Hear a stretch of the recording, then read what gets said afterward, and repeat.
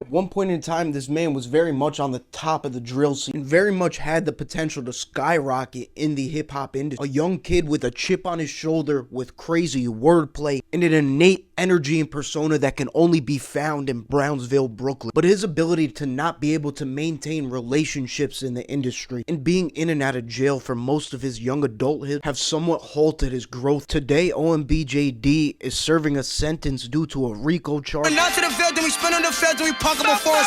got about 9 in my clip, but I was nozzling the strip by your Fivio turn car. Y'all thinking that 22 lit, 22 is the snitch, did not beat that murder charge. When you look at the environment JD grew up around, it's easy to see where he gets that energetic, aggressive, in-your-face personality. He was born March 28th, 2000 as Jaquan Wise in Brownsville, Brooklyn, an area of Brooklyn that's been neglected by local officials and infused with gang culture since the 50s. JD would be raised by none other than G5 Realz, a respected family member of the Brimm set in Brooklyn, otherwise known as the Hounds, Jets, and known for their viral Whoopty call. This is the kind of energy and environment JD would be raised around his whole life. By the age of 11, he would be fully ingrained into pen tapping and full-fledged roast battles in middle school in his local neighborhood. He would listen to artists like Lil Durk, Herbo, and other Chicago stars. In that, you can see where he clearly gets his influence in his music to be so outright disrespectful. He would launch into the music scene similar to 50 Cent, absolutely dissing the fuck out of everyone. Oh, you staying gang, give me everything, if you movie getting murked. Go and get the Richie, I'ma throw 50, leave a blicky on the shirt. Smoke dead guys for the dead guys, watch a nigga go berserk. Op Mix would drop July 9, 2017, being surrounded by mostly brimms at the time. JD would make it very known he's EBK, everybody's killer. Fundamentally, JD was light years ahead of a lot of these other kids in New York.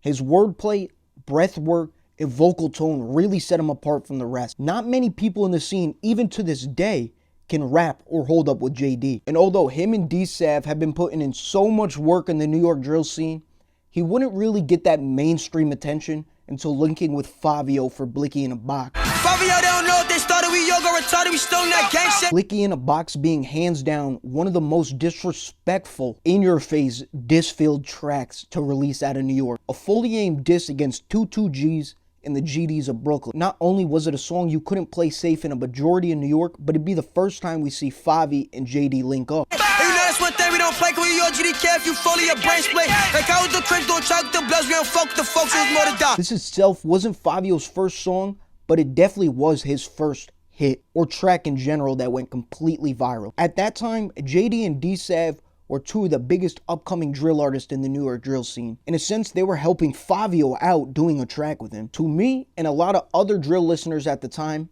Fivio was fairly unknown. And JD's late connection with Fivio is where you would really start to see a bunch of the growth in his career. At the time, you saw the young star sporting a red flag in all of his earliest music videos, surrounded by bloods from his area of Brownsville. But his connection to Fivio aided in him getting to know P. Gutta, an OG for many of the Woos, and happens to be under the same set as Fivio. P. Gutta would eventually be the man responsible for JD switching gangs. Suck dick, yeah, I turn Crip, I don't give a fuck what a nigga say. No folks coming my way, and the nigga still choking. And you're switching away from your father's gang? How does that make sense? These dudes are on the street trading block superstars like NBA players. That's the exact reason drill rappers and fans were confused as fuck by, and really would be the first instance of JD's career being halted and negatively affected by outside perception of his brand. Fans began to question his integrity, deeming this man the Hood Avatar, a nickname, for better or for worse, that would stuck with him throughout his career. And even though JD traded his flag, it didn't completely stop his career. The new dynamic duo in the drill scene was beginning to really find its momentum. Not only were the two continuously getting hundreds of thousands of views, they'd sell out a few shows together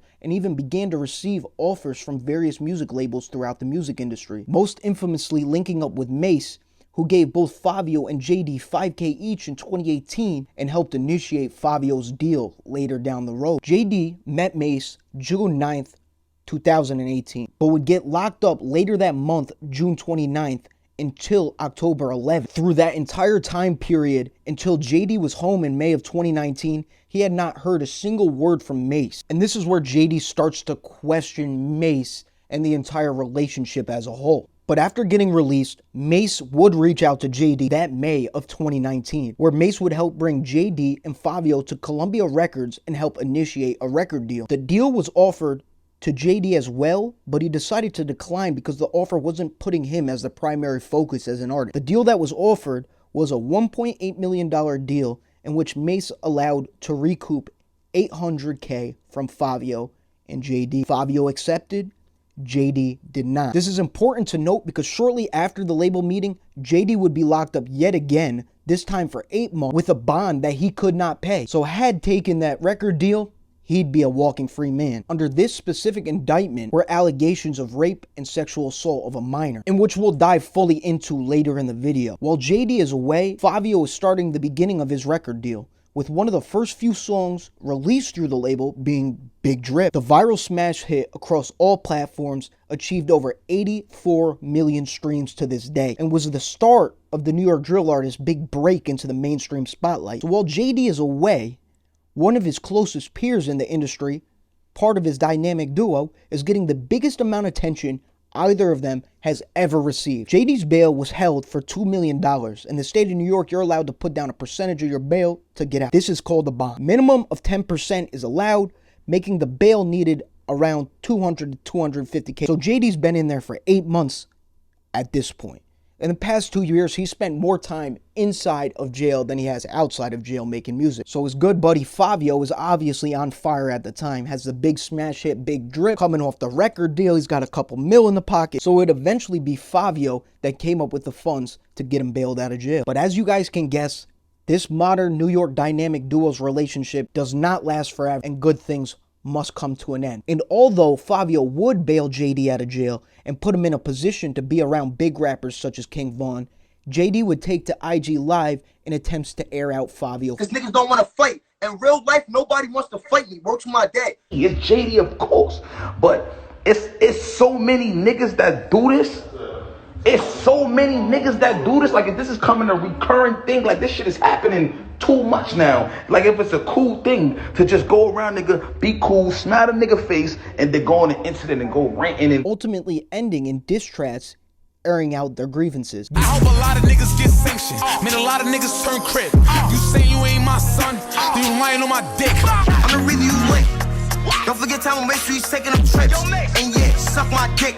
She got it, the reason I'm tripping. JD felt like he put Fivio on, and that Fivio should be doing more to help his career after taking off in the mainstream. This beef in itself was one that altered JD's career.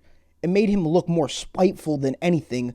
Fans generally took the side of Fivio Foreign on the beef. You know, this man Fivio just bailed you out of jail, and the first thing he does was get you in a studio with King Von to try to... If that's not an example of a friend throwing an alley-oop, I don't really know what is. From the outside perspective, kind of just looks like JD's a hater. But this is a common theme you're going to see throughout his career. Creating and continuing relationships is not a strong suit. Time and time again, he'd see himself flung into drama-filled beefs with drill rappers from almost every borough. The other artist I've seen have as many name drops is 22G, and his ability to not stay silent has hurt him just as much as making outwardly viral diss tracks. One thing that's kind of always haunted OMB JD's career and really put it to a halt back in 2018 were allegations of sexual assault and rape over his head, in which he would spend some time in jail for, but the case overall would eventually get dismissed. For almost about 3 years and some change, JD had a false sexual assault allegation lurking over his head. Fans in the New York drill scene and other rappers in the New York drill scene bashed the fuck out of him all throughout the process. Now, to their defense,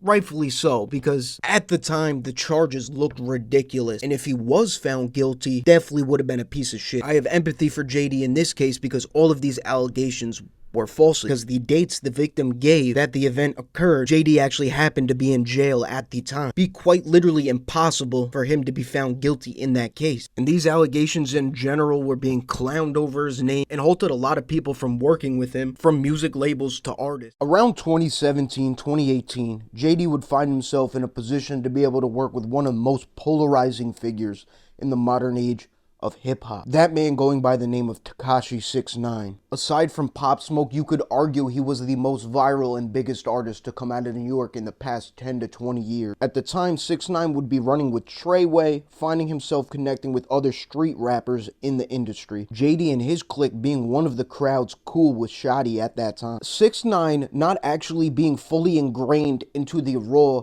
street life of New York drill rappers. He was looking to get a more personable approach to the New York drill scene at the time. So who better to ghostwrite for you than the most disrespectful rapper in the scene as a whole? Which, looking back on it, it makes so much sense. 6ix9ine had a fast-paced, in-your-face drill approach exactly like JD. And there's a lot of bars throughout his discography where I'm like, oh, if JD said that, that'd be a fucking hit. These are allegations time and time again OMB JD would deny. He's never admitted that he's had a business relationship with 6ix9ine and his crew. But there is indeed way too much evidence that proves that JD had some kind of business rapport with him. My city, young nigga way too litty. Niggas wanna talk that talk, better walk that walk. When you see me, tell him get up with me. Like, he got hit and he got hit.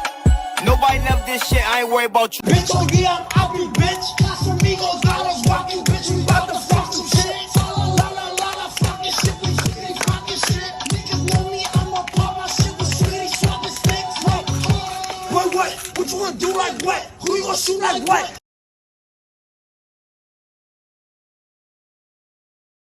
We ain't no free to none. Shout out JD, shout out Kuda D, sad, oh my god. What more people took issue with was lying and misleading your fans. At the very least, you owe them some sort of transparency. And within the subculture of drill, the fans are looking for the most raw and authentic rappers they can find. If this was any other melodic rapper writing for 6ix9ine, it mostly wouldn't be an issue. But within the politics of drill, working with somebody who had openly snitched is not really favored amongst the rappers or the fan. I'm very open to say that OMB JD is one of the most talented rappers to come out of the New York drill scene